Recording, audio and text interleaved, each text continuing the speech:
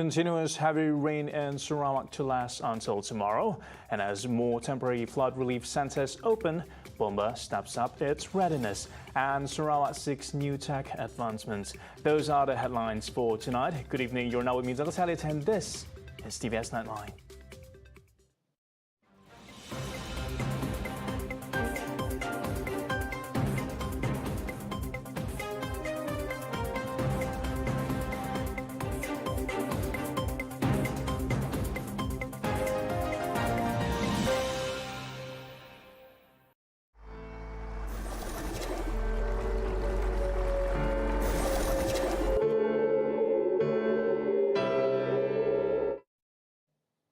We begin with flood updates. The Malaysian Meteorological Department, or Met Malaysia, has issued a continuous rain warning until tomorrow, March 1st, in most parts of Malaysia, including Sabah and Sarawak. In a statement, Met Malaysia said areas in Sarawak covering Kuching, Serian, Samarhan, Sri Aman, Betong, Sarikei, Sibu, Muka, as well as Bintulu will experience continuous heavy rain up until tomorrow, March 1st, as well as Kuala Lumpur, Putrajaya, Selangor, Negeri Sembilan, Melaka, and Terengganu. Meanwhile, Met Malaysia has also issued a danger level continuous torrential rain warning for Kluang, Mersing, Kota Tinggi, and Johor Bahru in Johor until Thursday.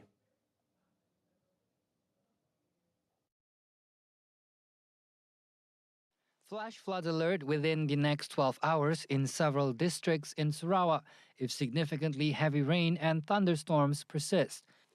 The Department of Irrigation and Drainage (DID) has issued a notice of readiness based on rain forecasts by the Malaysian Meteorological Department, Southeastern Asia Oceania Flash Flood Guidance System, and DID's flood forecast model. The department identified several flood risk areas in Kuching, which include Jalan Laksamana, Sarawak General Hospital, Jalan Batukawa, Kampung Gita, RPR Batukawa housing area, and the surrounding areas.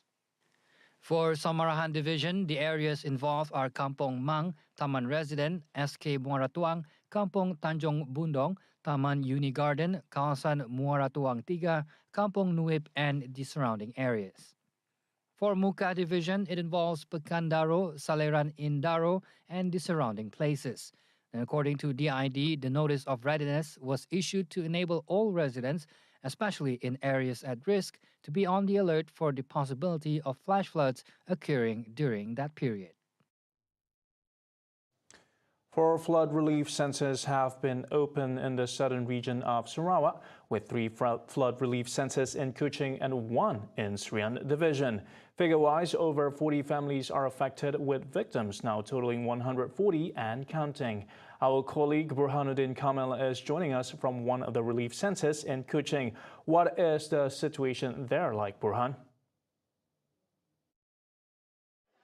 Thank you, Douglas. I'm currently at Masjid Nur Hidayah, a temporary relief center set up here in Batu Kitang. Heavy rain for the past 2 days have forced 28 families at the time of reporting to be placed here on Tuesday. Earlier, we had the opportunity to interview Deputy Premier and Sarawak Disaster Management Community SDMC Chairman, Dato' Amar Douglas Ugah Embas, on the flood situation, and here's what he got to say.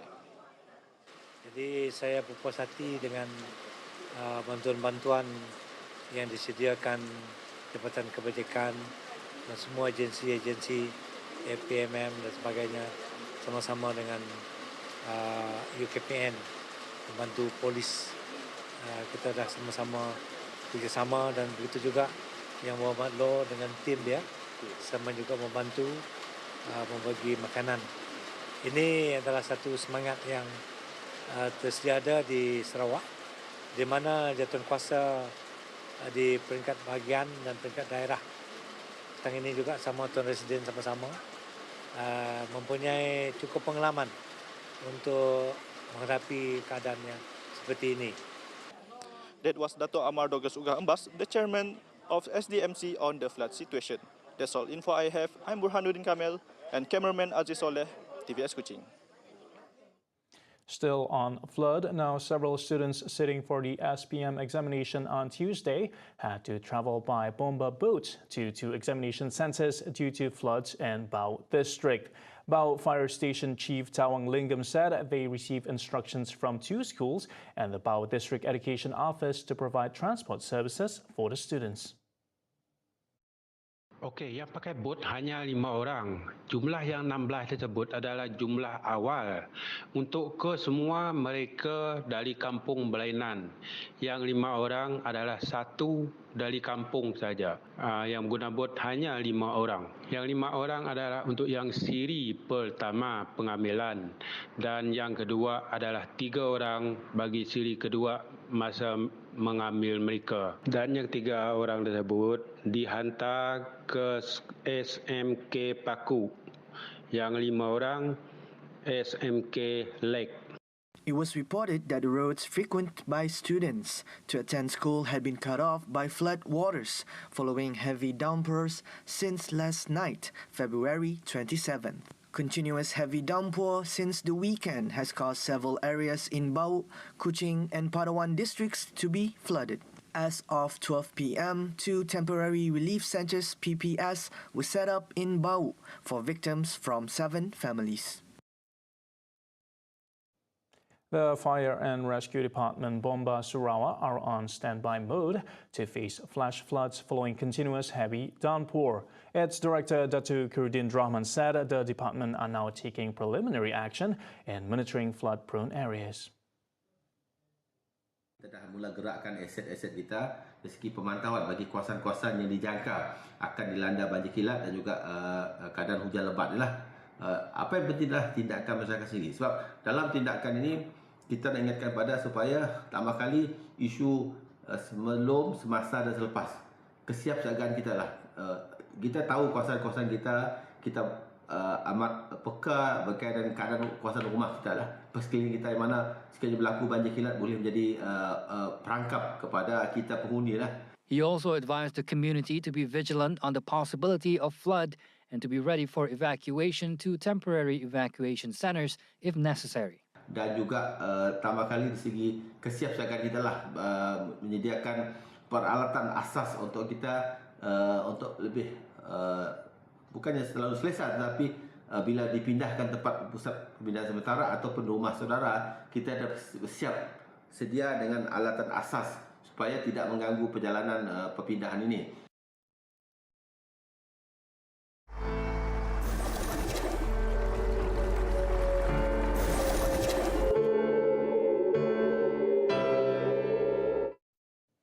Now, Sarawak is set to emulate Singapore in the support and care management for the aging community. State Women, Childhood and Community Wellbeing Development Minister Dato Sri Fatimah Abdullah said Singapore's care practices for the elderly could be a model to fit into Sarawak's aging society blueprint, adding that by 2028, Sarawak will be an aging region with an estimated 16% of its 2.8 million population expected to be over 60 years and above. Currently, Fatima and her delegation is in the city-state for an official work visit until March 1st to learn about the Republic's new initiatives, interventions and policies for the aged and disadvantaged groups. Fatima maintained that social inclusivity was one of Sarawak's 7 strategic thrusts to accelerate economic growth by providing high living standards with affordable and innovative service delivery for Sarawakians. During the 3-day visit, the Sarawak delegation paid a courtesy call to Singapore's Social and Family Development Ministry and visited the International Longevity Center, Bishan Ang Mo Kio Park, an integrated urban park for the elderly and special needs groups, as well as the Center of Aging Research and Education at the Duke News Medical School.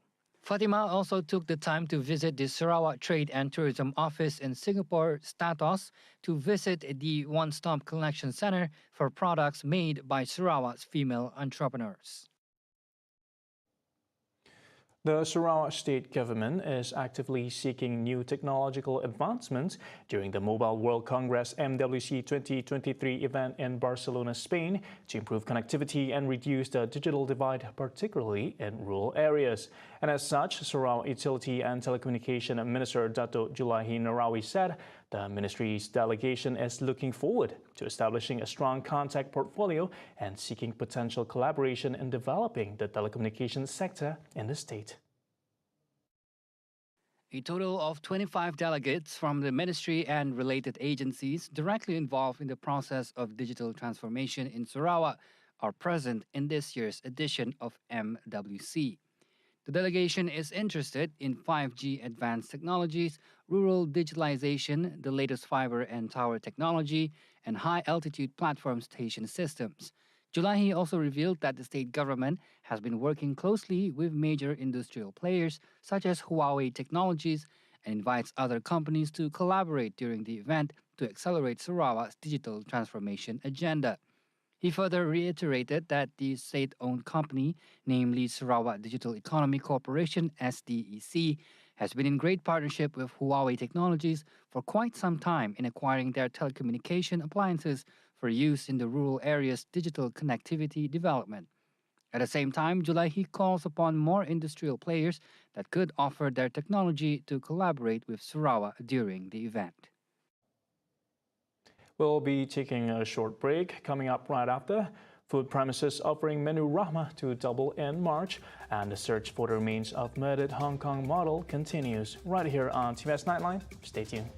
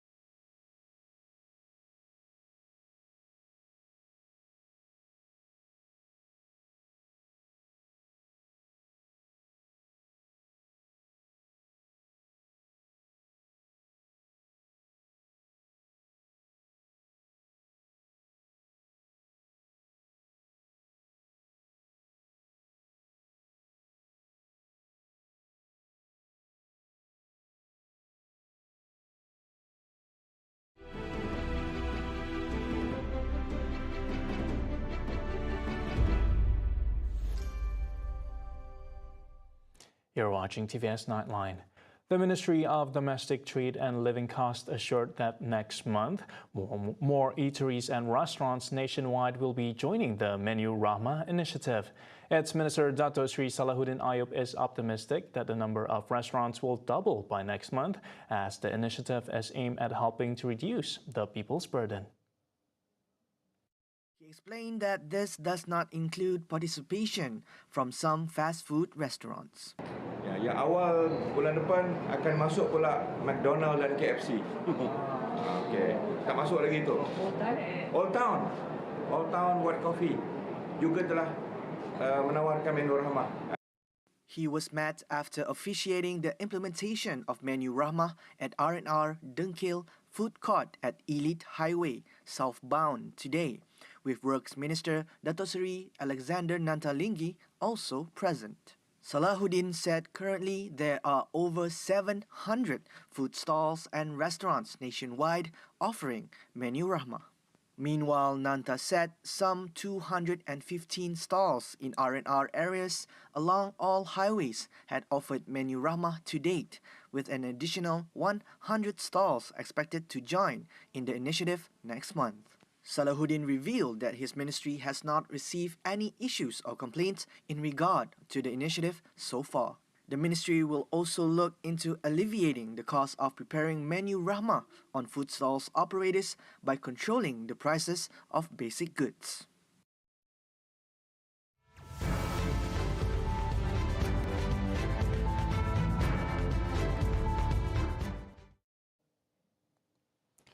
Stakeholders in the agriculture and community sectors are urged to strengthen cooperation in research and development (R&D) to improve yield and product quality to be in line with international standards. Deputy Prime Minister Dato Sri Fadila Yusof said this initiative requires the cooperation of all stakeholders in order to enhance the quality of downstream operations that could boost yields in the long term.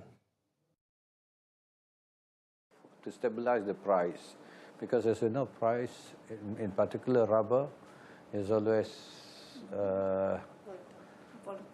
volatile, of course. So, and this is always the big challenge for the smallholders. Aside from R&D improvements, Fadila said his ministry also focuses on the Malaysia Sustainable Palm Oil Certification Scheme, MSPO, which is hoped to be recognized internationally, especially the United Nations and European Union. And once it is recognized, hopefully the whole world will recognize it. Then we can address the negative campaign against our products, in particular palm oil. Now, currently, a special task force is being established and, having gathered experts along with its Indonesian counterparts, is intended to head to Brussels to present both countries' views on sustainability, regulation, and policies to the EU Parliament. At the moment, only Roundtable on Sustainable Palm Oil (RSPO) certification scheme has been recognized. RSPO is the main certification standard for palm oil use and its applications in food and oleochemistry. However, only 20% of palm oil worldwide have been RSPO certified. To date, MSPO certification has reached 97.93%, or 5.62 million hectares of planted land, while 98.71%, or 458 factories nationwide, have been certified. We believe that any new regulation that they want to introduce, they should engage us. They should engage the producing countries. There must be a joint discussion on all that matter. They must they hear us so that it will not be regarded as discriminatory action by them. On the shortage of foreign labor, Fadila said the government, through the Ministry of Human Resources, is aiming to tackle the issue in 3 months' time through the Foreign Worker Recruitment Relaxation Plan.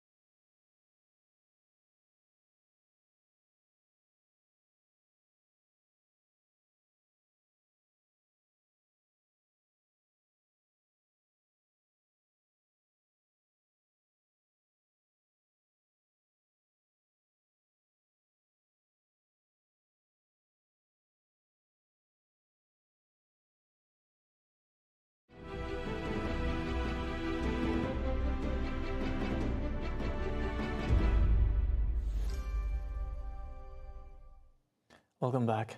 The search for the missing arms and torso of slain Hong Kong model Abby Choi continues at the city's landfill on Tuesday. Footages from security cameras near Tai Po district, where the gruesome killing took place, showed a suspect carrying bags from the house to a nearby rubbish collection area, prompting authorities to scour the area. 兇徒咧曾經喺22號嘅早上咧抌咗幾袋嘅重要證物，可能係啲人體殘骸，亦都係有機會係啲受害者嘅衫同埋電話啊，甚至乎以至空氣等等咁所以我哋今日就嚟到。On Sunday, Hong Kong police discovered Choi's skull and several ribs inside a large soup pot taken from a 3-story house in Tai Po. Her body parts were retrieved last week from a refrigerator in the same residence.